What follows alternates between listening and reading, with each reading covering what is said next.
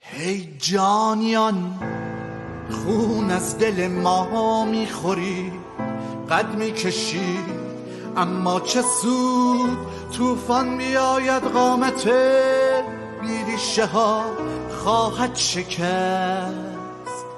با خون فرزند خودم در کوچه ها خواهم نوشت، دستی اگر بر ما زنید دست شما خواهد شکست.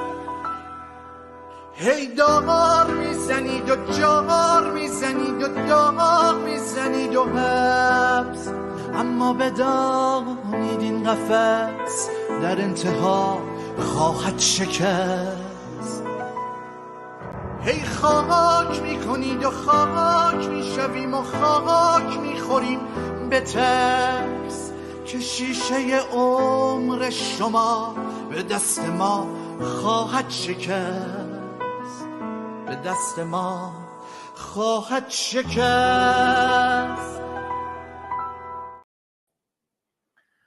با عرض سلام و خسته نباشید خدمت بینندگان گرامی تلویزیون حزب کمونیست ایران.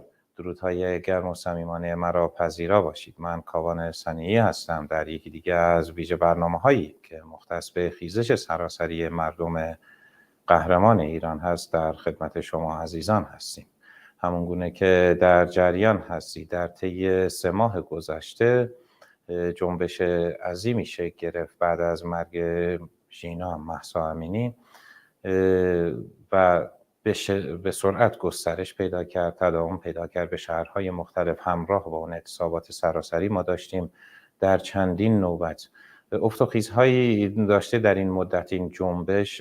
در کنارش جنبش‌های دیگر مثل جنبش کارگری هم بخشن میشه گفت پیوستن به این انقلاب و یاری دادن و اعتراضشون رو به گوش حکومت و دنیا رسوندن نسبت به اون سرکوب خشنی که در طی این مدت رژیم جمهوری اسلامی بر علیه مردم ایران اعمال کرده و همین حالا هم این سرکوب به شدت در جریان. هزاران زندانی سیاسی در زندانهای جمهوری اسلامی در حبس هستند، زیر شکنجه و فشار هستند، هم خودشان و هم خانواده هایشان. بعد از کشتار عظیمی که جمهوری اسلامی انجام داد، هر روز ما خبرهای متعددی میشنویم که جسد جدیدی زیر شکنجه پیدا شده یا اینکه بعد از اینکه شکنجهش دادن فوت کرده، جسد رو بردن کنار یکی از جاده‌های اطراف شهر پرت کردن. تازه داره ابعاد گسترده این جنایت روشن میشه. کما فی سابق هم جمهوری اسلامی سابقه عظیمی در این زمینه داشته. در آبان 98، در دیماه 96 و از میشه گفت از بد به سر کار اومدن این رژیم جنایتکار، مردم ایران مدام شاهد جنایت ها، سرکوبگری ها و قتل عام های متعددی بودند. لذا جا داره که ما یه نگاهی بندازیم به این جنبش و ببینیم که مشکلات این جنبش چی بوده. در برنامه‌های متعدد بارها در این باره ما بحث‌های مختلفی ارائه دادیم با مهمان‌های عزیز برنامه‌مون، از نقاط قوت این جنبش، از نقاط ضعفش گفتیم. اون چیزی که ما به عنوان یک نیروی چپ لازم و ضروری می‌دونیم رهبریت این جنبشه که به عقیده ما باید در دست کارگران و فعالین کارگری باشه. تنها طبقه‌ای، تنها قشری که میتونه تضمین بکنه دموکراتیک بودن این جنبش رو و تضمین بکنه آینده رو که بعد از جمهوری اسلامی یک سیستم دموکراتیک میتونه بر سر کار بیاد و جبران مافات بکنه، فقط طبقه کارگری و یک انقلاب سوسیالیستی و یک حکومت شورایی است. لذا تمام هم و تلاش ما این است که جنبش کارگری پیوند بخوره با جنبش سراسری ایران و این جنبش هرچه توده‌ای تر بشه و رهبران خودش به عرصه بیان، رهبران خودشون رو بشناسن و تحت تأثیر تبلیغات کشورهای سرمایه‌داری و بلوک‌های شرق و غرب سرمایه‌داری قرار نگیرن.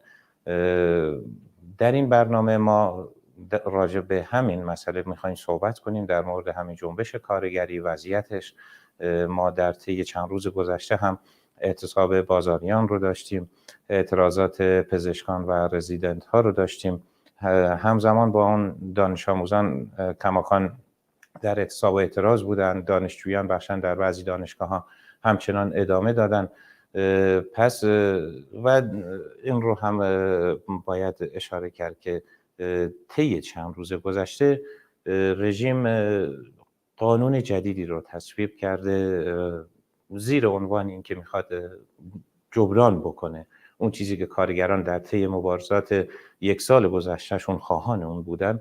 این طرح رو به نوعی به اسم استاد شاگردی یا طرح بهره‌وری نامگذاری کردن. میخوایم بیشتر راجع به این مسئله صحبت کنیم، همچنین نگاهی بندازیم به اعتصاباتی که طی چند روز گذشته ما شاهدش بودیم، کارگران رسمی نفت و پیش از اون هم کارگران قراردادی. لذا در این برنامه دعوت کردیم از رفیق گرامی و ارجمندمون امیر جوادی لنگرودی، معرف شما عزیزان هستن. در برنامه‌های پیشین هم در خدمت این بزرگوار بودیم. در این برنامه هم از تجربیات و گفته‌های ایشان نهایت بهره را خواهیم برد. رفیق جواد، ورود شما رو به برنامه دیگه‌ای از ویژه برنامه‌های تلویزیون حزب کمونیست ایران خوش آمد عرض می‌کنم.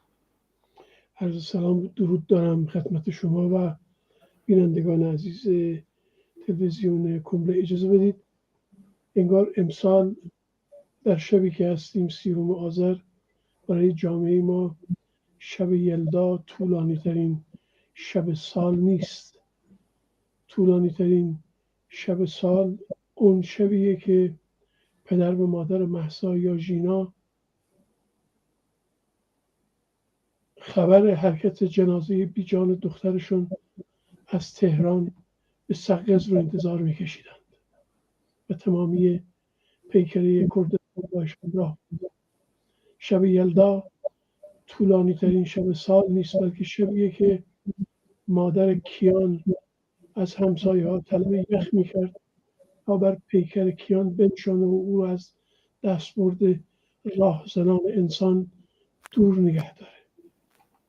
برای گردنهایی که بوسگاه مادران بود و به دار زمخت ظلم آویخته میشد، شب یلدا چنین ترسیم دهشتناکی رو در پهنه جغرافیای ایران پیش روی ما میگذاره. با مقدمه‌ای که شما گفتید، برای همدلی با جوانانی که نه در سر سفره یلدا که در بازداشتگاه‌ها به انتظار آزادی نشستند، برای همدردی با پدران، مادران، خواهران، برادران، یارانی که روزهای پرشماری پشت دادگاه‌ها به امید آزادی فرزندانشان هر تعیین و توهین تحقیری رو تا به امروز به جان خریدند.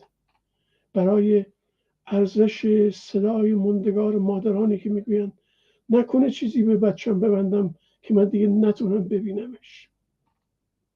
برای اشک و خشم فروخورده پدری که فریاد رو تو گلوش خفه میکنه که نکنه فرزندش در وضعیت بدتری قرار بگیره.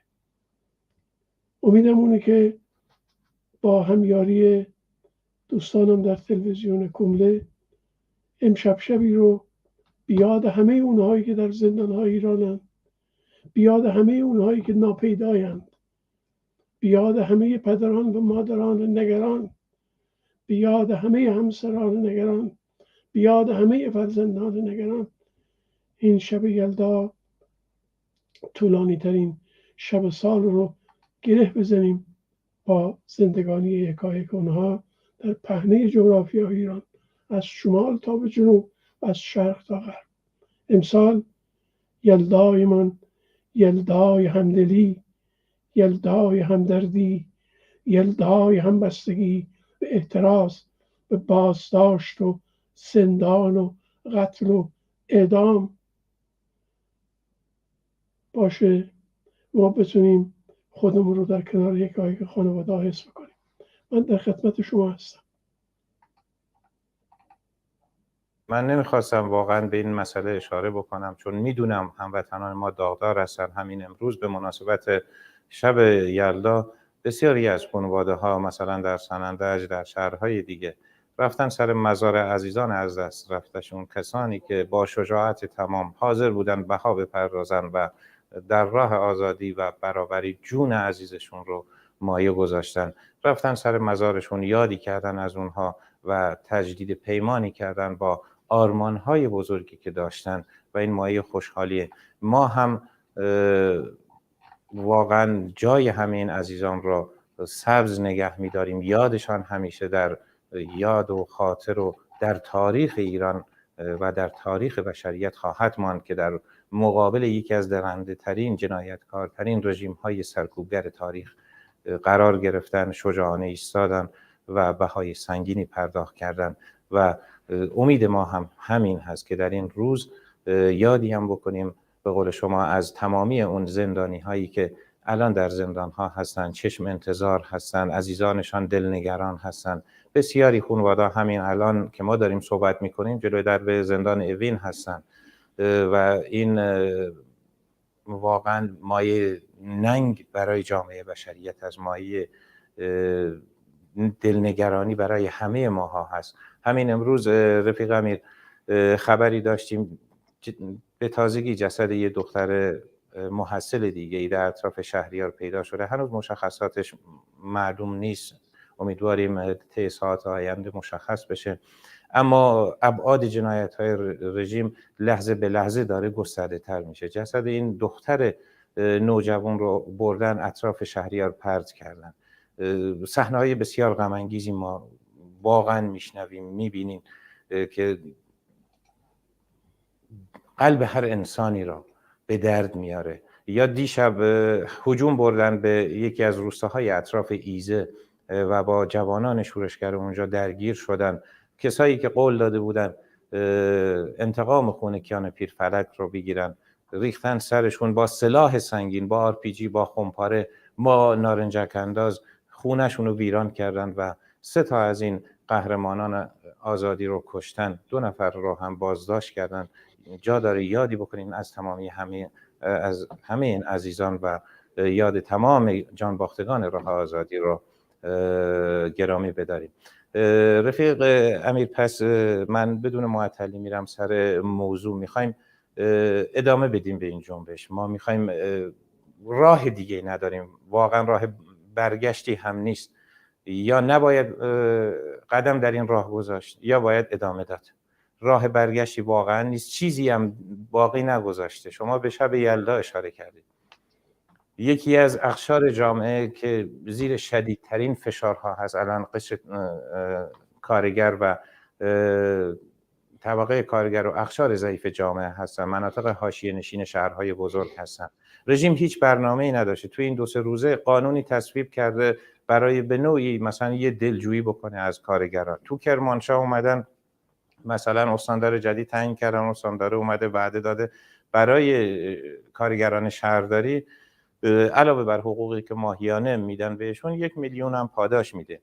اما بدون اینکه اشاره بکنه به اینکه قیمت دلار الان کجاست، نرخ تورم الان کجاست، 1 میلیون اصولا چی کار میتونه بکنه برای این کارگر، خط فقری که به درستی تو شعارهایی که اعتراض میکنن میگن 18 میلیون تا 20 میلیونه و حقوق کارگری که تازه در بهترین حالتش 5 تا 6 میلیونه. الان وضعیت کارگر در چه موقعیتی قرار داره و در مورد این قانونی که تصویب کردن چه میدونید که بیشتر برای ما توضیح بدید که زیر عنوان قانون بهره‌وری یا استاد شاگردی جدیداً تصویبش کردن؟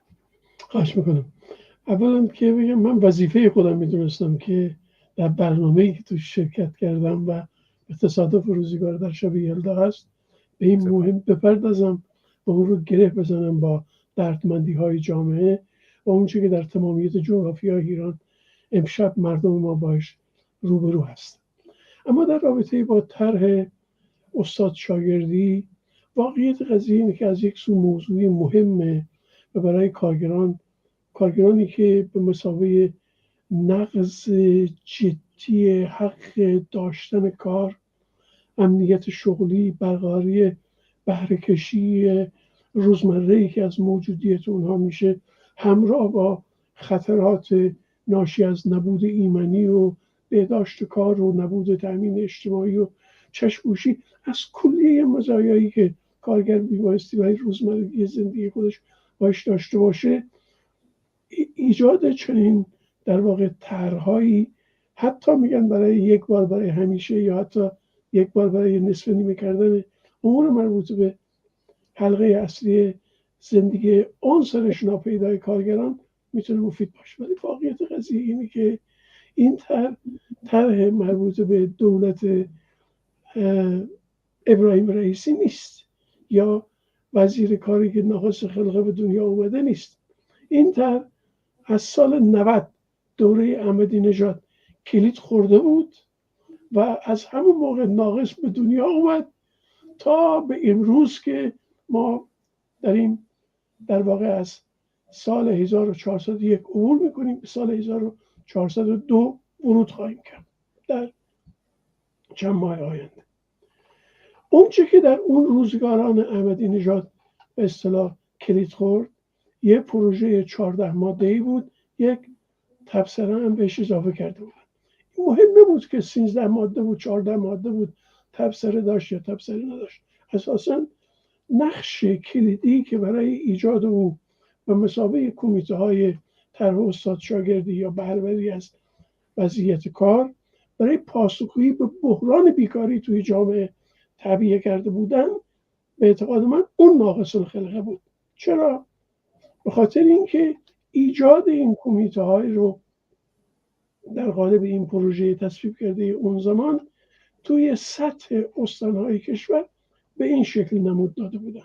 من به خاطر اینکه یه تصویر زنده ای از اون برای بینندگان تلویزیون کموله و این برنامه پرمضمون شما ارائه داده باشم، عیناً اون رو در واقع خواهم گفته بودم اون روزگاران که به منظور صدور مجوز و نظارت بر اجرای دوره‌های آموزشی به روش استاد شاگردی نوین، کمیته‌ای با یک ترکیبی که اونها در واقع استوانش رو توی همون 14 ماده کشیده بودن ارائه دادن.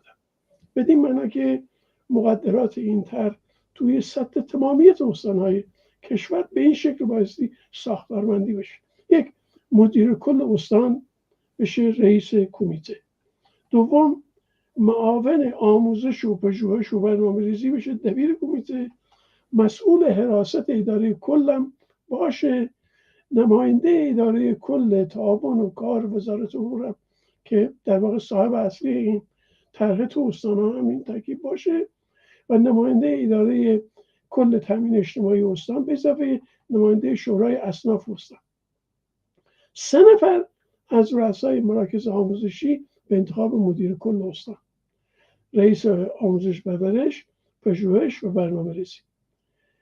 به من چی فکر میکنم آخه این کجای این طرح به مسابقه یه قانون تسلی بخش بحران بیکاری جوانان کشور، جوانان جوی کار کشور؟ یعنی آخه این شد قانون. مصوبه گره‌گشایی که برای امور نیروی بیکار جامعه جوان ما، یعنی سن 15 سال دارن، اداره حراست یا ترجمان واقعی این اداره یعنی اطلاعات و امنیت اینجا چی کار است؟ چی رو میخواد این تصویب بکنه؟ مسئول حراست اداره کل بایستی توی این طرح چی کاره باشه؟ بیاد مثلا یقه کارگر بگیری که بگی تو امروز از مثل یقه اون جوانی بگیری که بگی امروز تو از زیر کار در رفتی طبق اطلاعی که کارفرمای تو یا مثلا صاحب کارتو به ما داده. این طرح توی مهر، این مال 1390 توی مهر، یعنی دوره احمدی نژاد، دوره دوم احمدی نژاد، توی مهر 1392 یعنی 2 سال بعد در نامه سرگشاده‌ای که به وزیر کار ارائه شد، ابطال بی قید و شرط طرح استاد شاگردی نوین آقای احمدی نژاد خود بر فرق سر وزیر کار و تعاون امور اجتماعی. یعنی وقتی که تو یه طرح رو تصویب میکنی 2 سال هیچ کارکردی از خودش نشون نمیده، 2 سال بعد باطل میشه، دولت ابتر و ضد تاریخی ابراهیم رئیسی اون اومده تو سال 1401 دوباره چیکار کرده؟ برداری کرده و میخواد اون رو به زبانی به منصه ظهور برسونه. و واقعیت قضیه اینه که اون چی که در بستر بحث و گفتگوی مربوط به این حادثه در همین آذر ماه صورت گرفت به شکل یک تصادفی بوده که اینا گرد هم اومدن، یعنی وزیر کار و معاونش و وزیر امور اجرایی و این طرف اون طرف نشستن گفتن بیایم این ماجرا رو به اصطلاح به نوعی گره بزنیم. من صمیمانه میخوام به بینندگان تلویزیون کبل و برنامه آنلاین شما بگم که تدوین کنندگان قانون آگاهانه نه به کارفرمایان این پروژه در واقع اجازه میدن که اون منافعی که خودشون دنبال بکنن، نه به زحمتکشانی که فرزندان خودشون میخوان به کار بگمارن.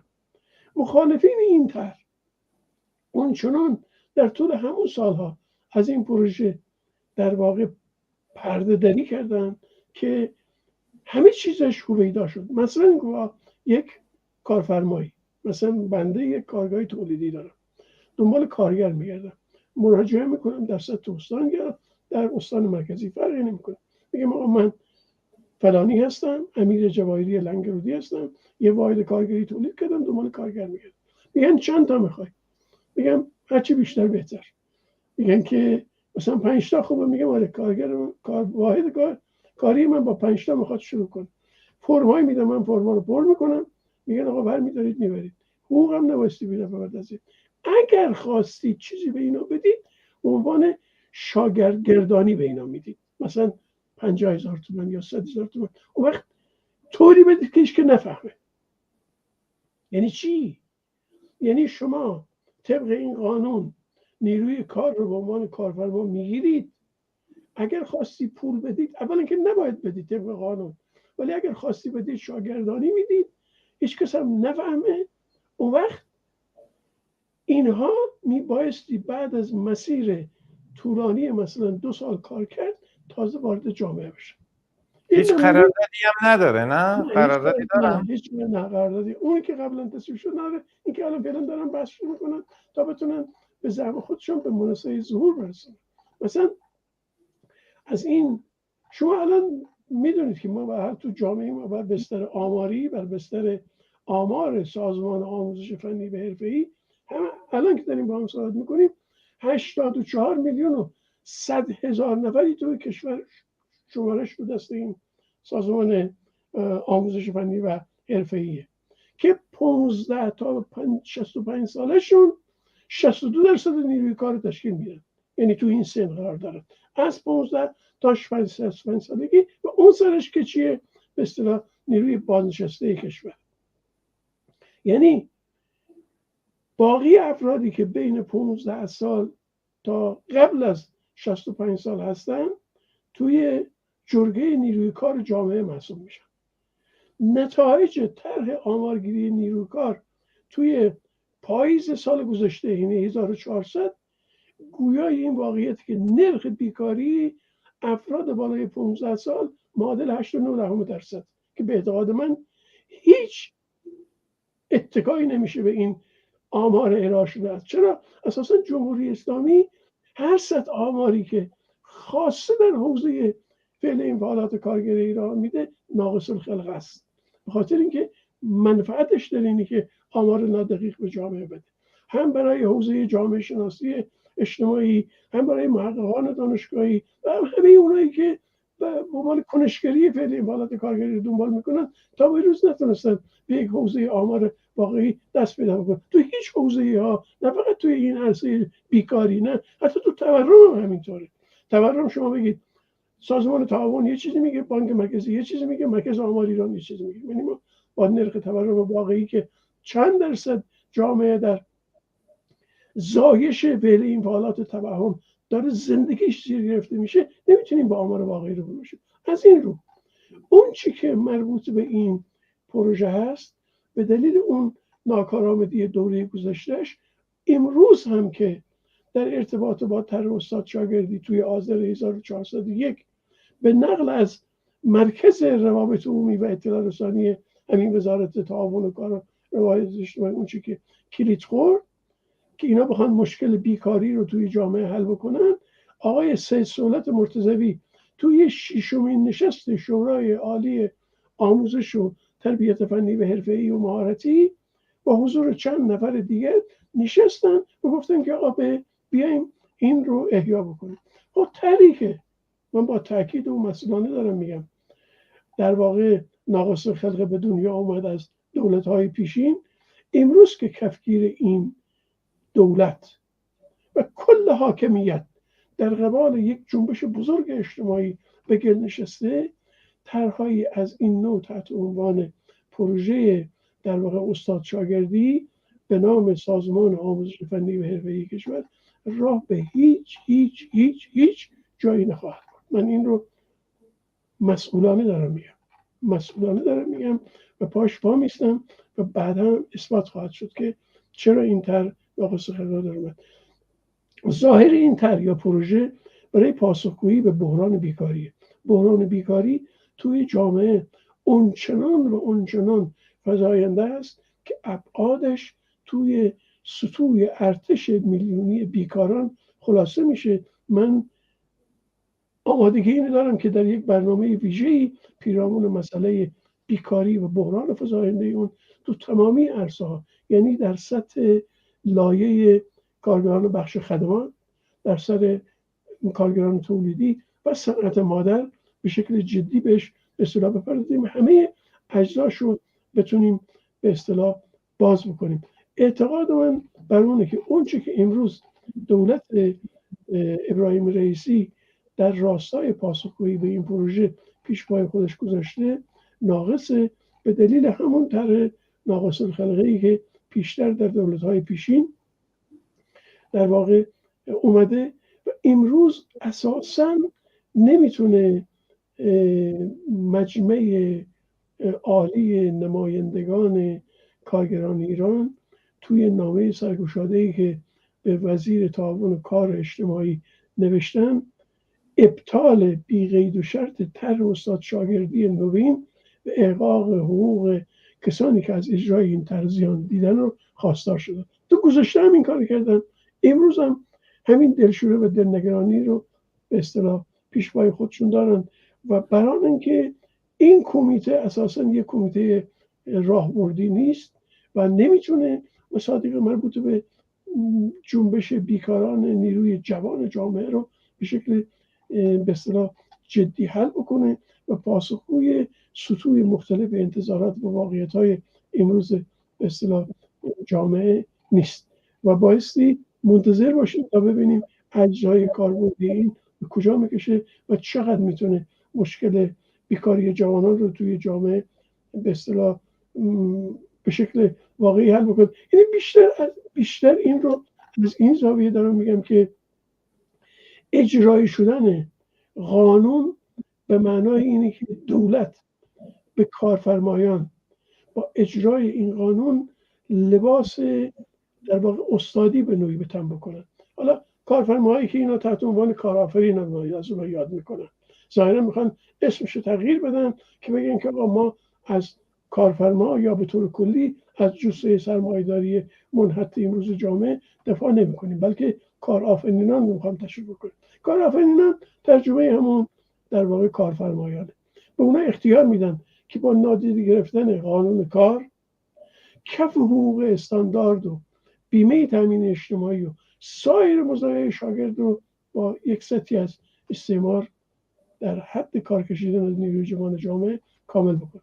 به اعتقاد من اجرای این قانون به معنای نادیده گرفتن همین قانون کار قضایی کشور. سپاسگزارم رفیق امیر. طولانی شده نه اتفاقا خیلی بسیط و کامل بود. لازم هم بود که به خوبی شما به تفصیل بیان کردید، شرحش دادید. شما به بیکاری اشاره کردید و این قانون هم همونگونه که شما فرمودید برای در واقع ادعای خودشون حل کردن معضل بیکاری. اما ما در طی این عمر ننگین جمهوری اسلامی همیشه هر سال یا هر 4 سال یه بار تو دوره‌های ریاست جمهوریشون هر رئیس جمهوری که اومده همیشه قول چه میدونم حل کردن معضل بیکاری رو داده، هر طرحی هم داده رو به شکست بوده. حتما این مبحثی که شما گفتید ارتش میلیونی بیکاران، این نیروهای خدماتی، نیروهای که در صنایع مادر کار میکنن و بخش‌های مختلف جامعه، حتما من این وعده رو به شما و بینندگان گرامی میدم که حتما در یک برنامه مختص راجع به این مسئله حتما بحث خواهیم کرد. اما مسئله اینجاست، رژیم هیچ از حل کردن معضل بیکاری ناتوانه. در واقع قوانینی هم که برای سال آینده قرار بوده مثلا حقوق کارگر فلان درصد بره بالا، یا اینکه پاداش هایی که قرار بوده داده بشه، یا طرحهایی که برای همسانسازی حقوق بازنشستگان وعده و وعیدش رو دادن، در طی همین اعتراضات هم ما بارها از دهن خیلی از مسئولین شنیدیم که میگفتن که 90% معترضین واقعا معترضن نسبت به فقر، بیکاری، معضلات. 10% که اونا اسمشون هم اغتشاشگر میذاشتن در واقع کسایی بودن که رو در رو درگیر میشدن، چیزی برای از دست دادن نداشتن. اونا رو هم که اغتشاشگر میخوندن. مسئله اینجاست خودشون هم اذعان دارن به این قضیه که نمیتونیم، اما اونجا میگفتن که بله ما حتما مال بازنشستگان رو برای سال آینده حل میکنیم، افزایش حقوق میدیم و برای معلمان طرحشون حتما اجرایی میشه. اما به محض اینکه یه خود فروکش کرده، اوضاع خود آروم شده، الان میبینیم میگن ما نمیتونیم، یعنی منابع مالی برای این طرح اجرایی بشه، تصویب بشه رو نداریم. نظر شما در این رابطه چیه و میخواد چی کار بکنه دقیقاً رژیم؟ ببینید واقعیت مسئله اینه که شما به درستی اشاره کردید که دولت در پایان هر سال تازه به این فکر میفته که این کمیته دستمزد و داستان شورای عالی کار رو به نحوی فعال بکنه. امسال با دخالتگری رئیس کل بانک مرکزی صالح‌آبادی در واقع توصیف عجیب غریبی از افزایش 57% دستمزد به میان آورد. شما میدونید که در سال گذشته اینا مسئله دستمزد رو با همه حشو زبایدی که داشتن نشستن بلند شدن تو تاقای در بسته این طرف اون طرف، به هر حال یک افزایش دستمزدی رو منظور داشتن، ولی به محض اینکه خواستن اجرایی بکنن صریح به صریح گفتن کفگیر ما به ته دیگ خورده، نداریم که به شما بدیم. از همون روز اعلام افزایش 57% حداقل دستمزد در واقع در ابتدای سال 1401 فاصله حداقل 2 میلیون تومانی بین دستمزد و سبد معیشت دهن وا کرد.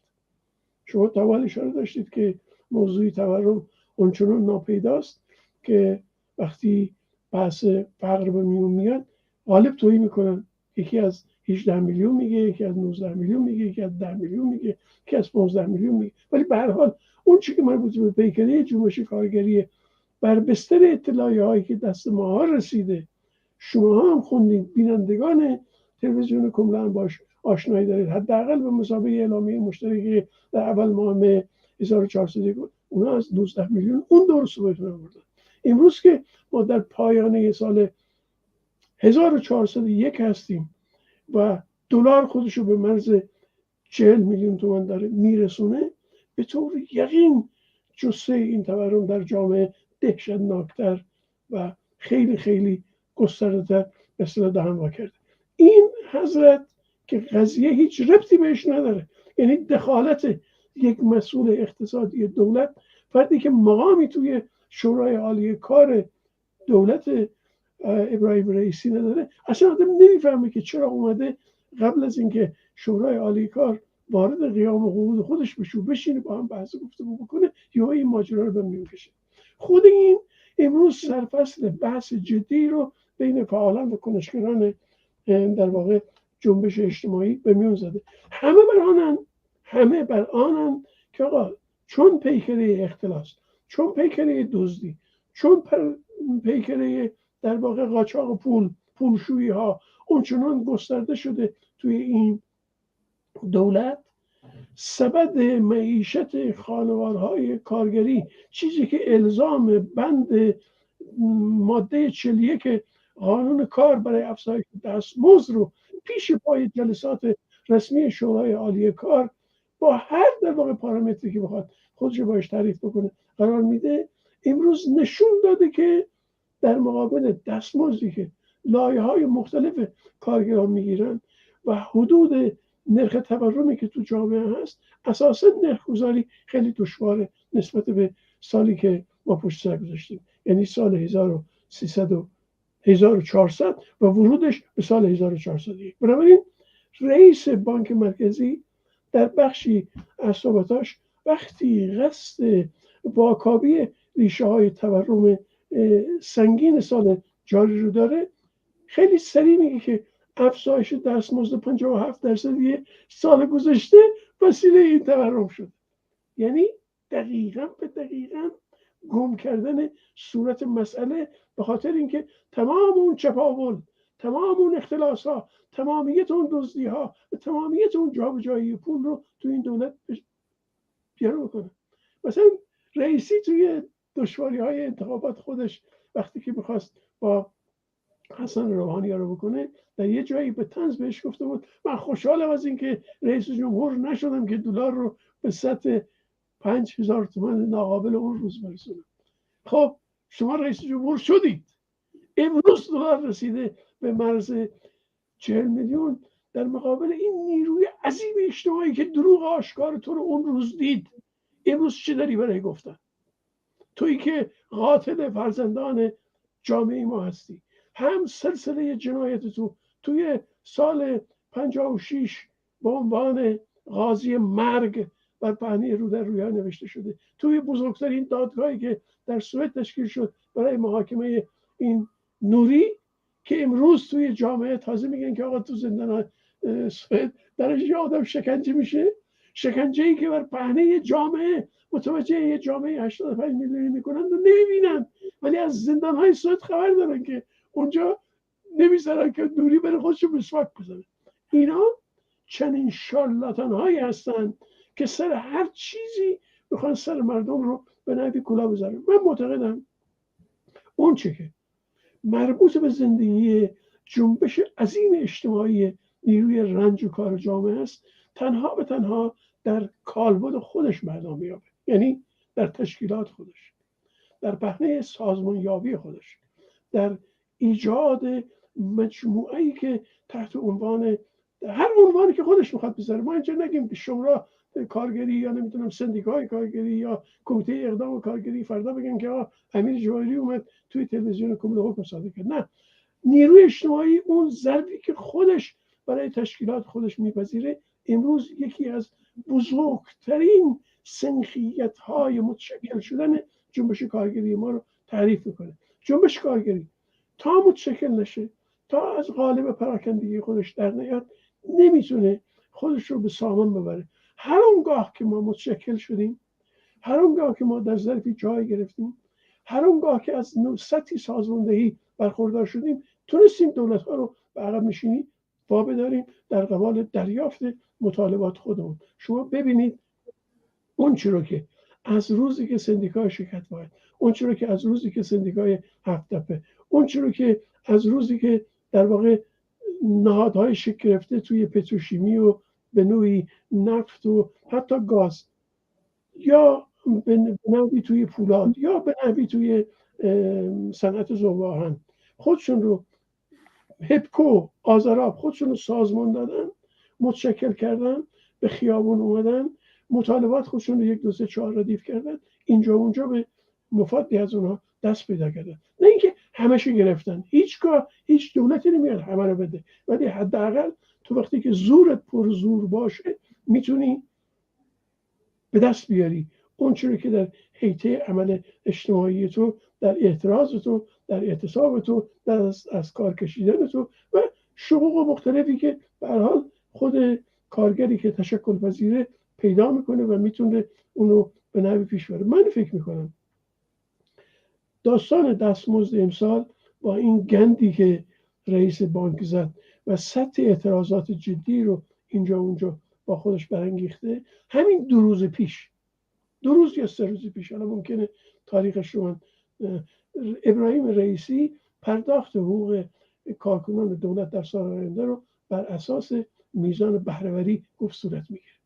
اصلا این خودش یه جوک دیگریه بر جوکای تا حال اعلام شده. میزان بهره‌وری یعنی چی؟ یعنی اون سالش ناپیدا. یعنی اگر من به عنوان کارفرما به توی کارگر کار ندم که بکنی، در واقع چیزی حاصل نمیشه که تا ازش سطوح بهره‌وری در بیاد. ولی با همین کیفیت رئیس جمهور تعدادی از اعضای دولت رو مأمور کرده که راهکارهای پرداخت حقوق بر اساس میزان بهره‌وری به کیفیت کار روزانه خدمت رو تهیه بکنن، تو بودجه سال آینده لحاظ بکنن.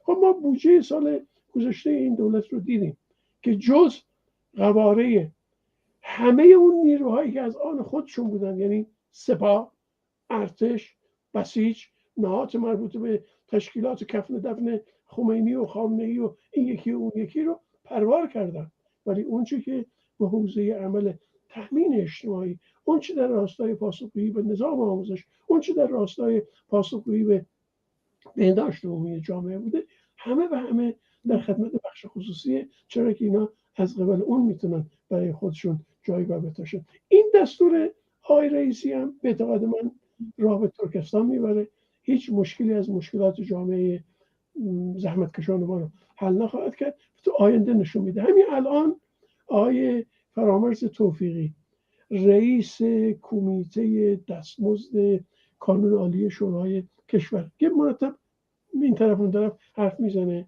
و وقتی که هی داریم میریم به طرف بهمن اسفند اینها معمولا فعالتر میشد، خیلی سریع توی این رابطه گفته که ارتباط با اظهارات معاون وزیر اقتصاد ما به تورم 50% دهک فرودستی که کارگران حداقل بگیر در زمره اون محسوب میشن تو جامعه رو هست. من معتقدم که دهک پایین جامعه خیلی بیشتر از این سطح تورم برش رو هست، خیلی بیشتر، هم از اون بخش از کارگرانی که الان ما کارگرانی داریم که 18 ماه حقوق نگرفتن دارن اعتراض میکنن. 18 ماه شوخی نیست. اصلا هیچ کس نیست توی این جامعه، توی این آپارات حاکمیت اسلامی فکر اینو بکنه که چطور یک کارگر میتونه 18 ماه حقوق نگیره، یک کارگر میتونه 10 ماه نگیره، 6 ماه نگیره، 7 ماه نگیره، 5 ماه نگیره، زن و بچه‌ش انتظار این داشته باشن که گذران زندگی بر بیاد. چی باید بخونن اینا؟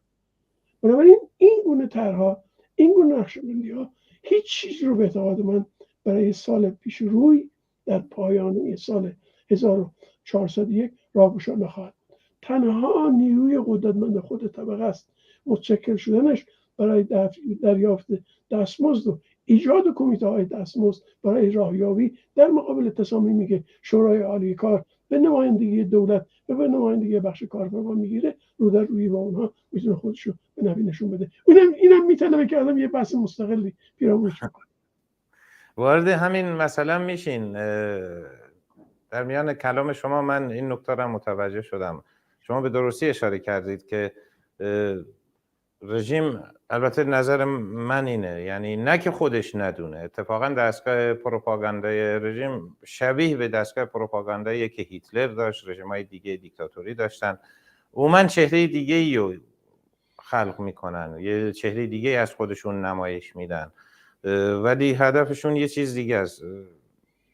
قطعا قوانینی هم که الان نیت تصویبش رو دارن، هیچ کدوم در راستای در واقع تأمین نیازهای اقشار ضعیف جامعه و طبقه کارگر نیست. اینا عموما طبقه کارگر رو نابود کردن، به مرز فنا رسوندنش. به قول شما وقتی بحث بودجه میشه، حداقل تو دولت روحانی یه 4 تا مثلا اقتصاددان دانشگاهی بود، حالا هرچند وابسته به خودشون از میان اصلاح طلب و اینا بودن، اما زمانی که بودجه به مجلس میرفت، من یادمه مثلا وقتی تحویل رئیس مجلس میداد این هوا بود، رئیسی که رفت یه پوشه برد، یعنی یه 4-5 تا برگه بیشتر نبود. مشخصه که دولت این آدم واقعا فاقد تخصصه، هدفش هم اصلا این نیست که بخواد مشکلی رو حل بکنه، چون نمیتونه، چون نداره تو کابینش و بهایی هم به اینا بهاشو کسایی رو میپذیرن در حوزه عمل خودشون که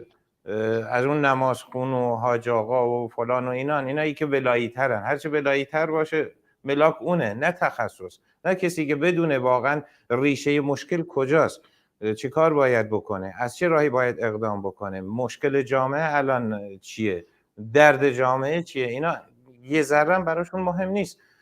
برای همینه بس اینجاست. خب این اقدامات دولت سفره جامعه رو کوچیک‌تر میکنه، بخصوص اقشار ضعیف جامعه رو کوچیک و کوچیک‌تر میکنه و در میانشون طبقه کارگر. طبقه کارگر هم از چند بخش تشکیل شده. یکیش کارگرای رسمی هستن که ما اعتراضاتشون تو چند روز گذشته دیدیم تو صنایع نفت و گاز. قبل اونم کارگران قراردادی بوده، پیمانی بوده، ارکان ثالث بوده، همه اینا بوده. یعنی یه نوع قرارداد ندارم، مشکلاتشون هم همچی خیلی مشابه نیست، چون دریافتیاشون، مزایاشون، همه اینا فرق میکنه. پس چی کار باید کرد؟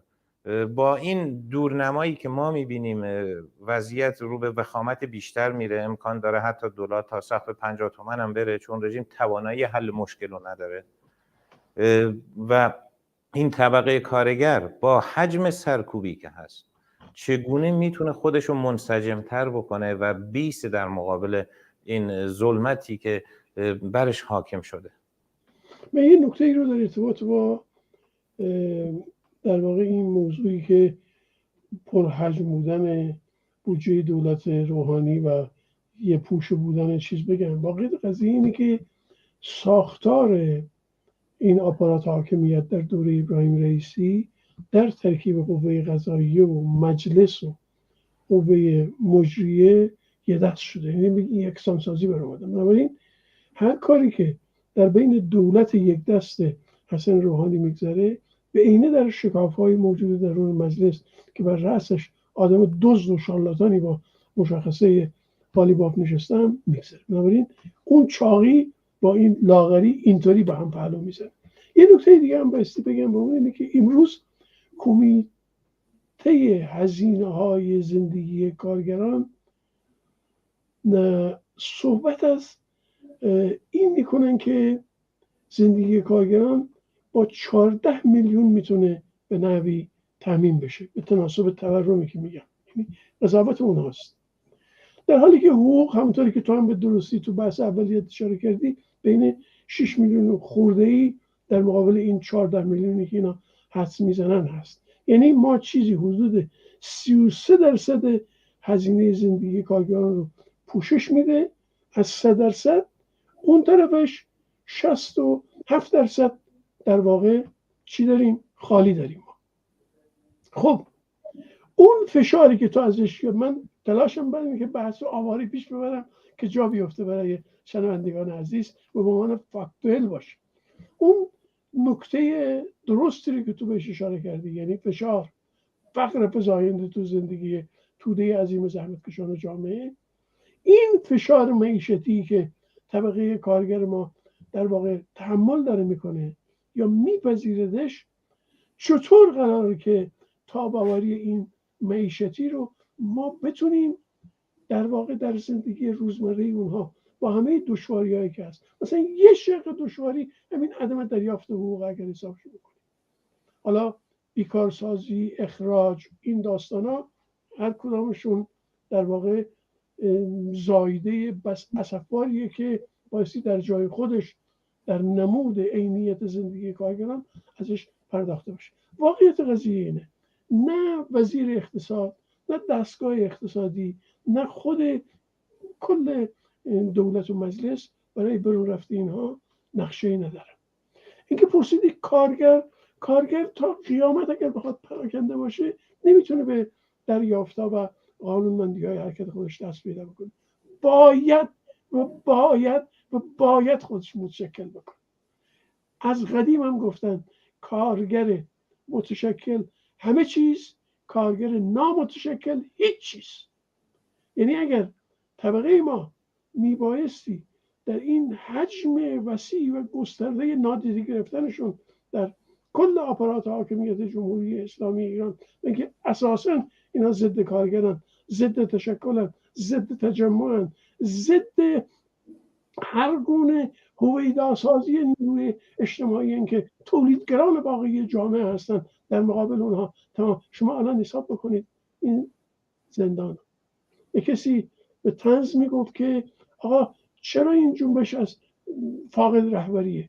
یک کسی دیگر در جواب اون گفت که برید کلید در زندان ایوین رو باز بکنید، در که باز شد همه پیکری این جنبش هدایتگر جامعه اون توه، از شاعرش، نویسندش، سینماگرش، اهالی تئاترش، کارگرش، بازنشستش، زن فریختش، نمیدونم حقوقدارش، چه.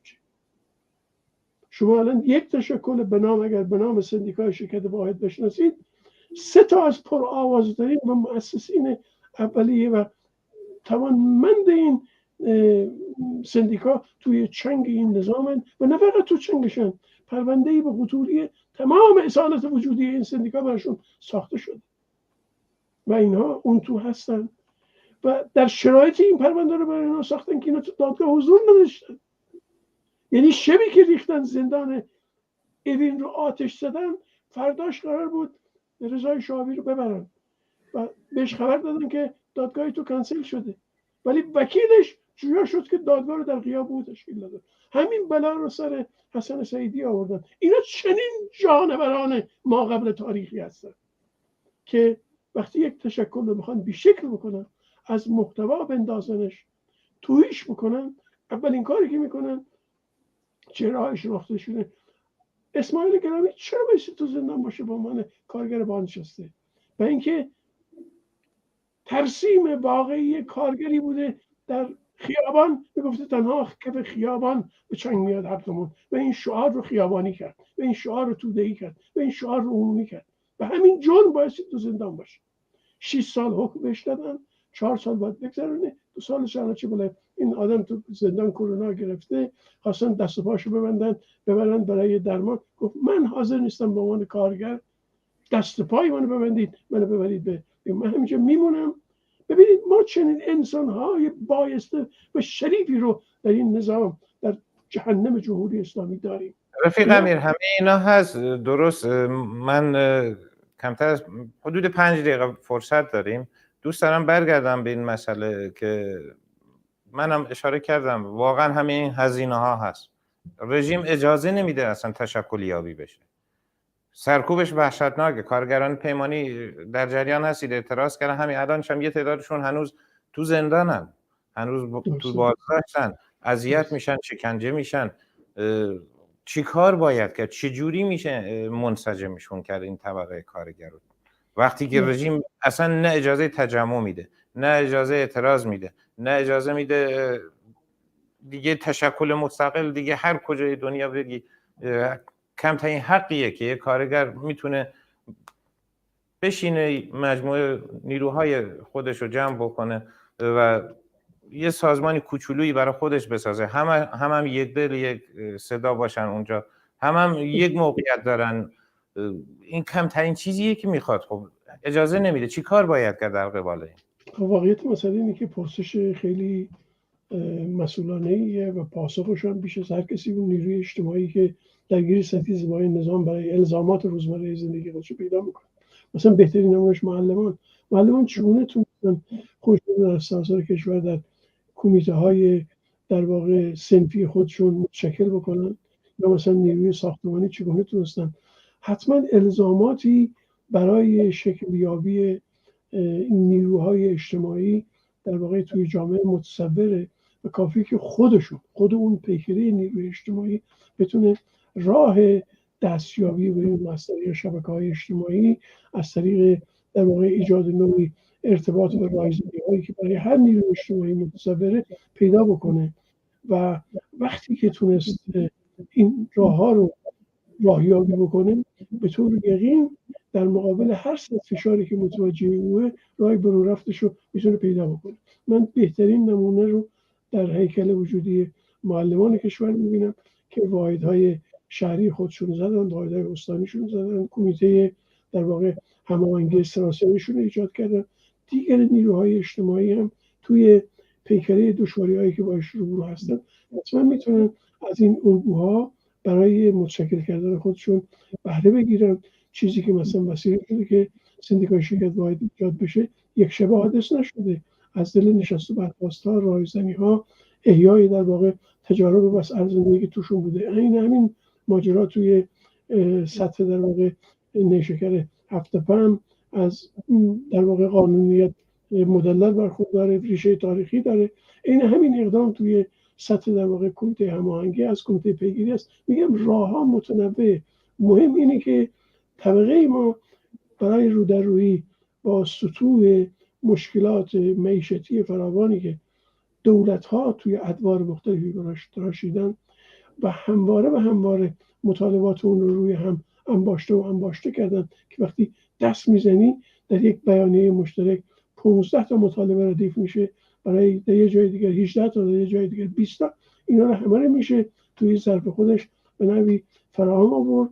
با فراهم آوردن این ظرف‌های مشترک در واقع یک تشکیلات عمده‌تر و پروسعت‌تری رو اینجا اونجا ایجاد کرد. و یک نکته بگم، اون چی که در واقع تورم رو توی هر جامعه‌ای معنا میبخشه و میتونه به شکلی مزمحل کننده اساس جامعه رو در هم بشکنه، آدمی اقتصاددانی با مشخصه جانکینز، اقتصاددان اواخر قرن 19 و اوایل قرن 20 گفته که اگر میخواهید ملتی رو نابود کنید، کم هزینه ترین و راحت ترین و پنهان ترین ابزارش تورمه. یه تورم بلند مدت ایجاد بکنید، آرام آرام تمام بنیادهای اخلاقی و اقتصادی ملت رو میتونید شما نابود بکنید.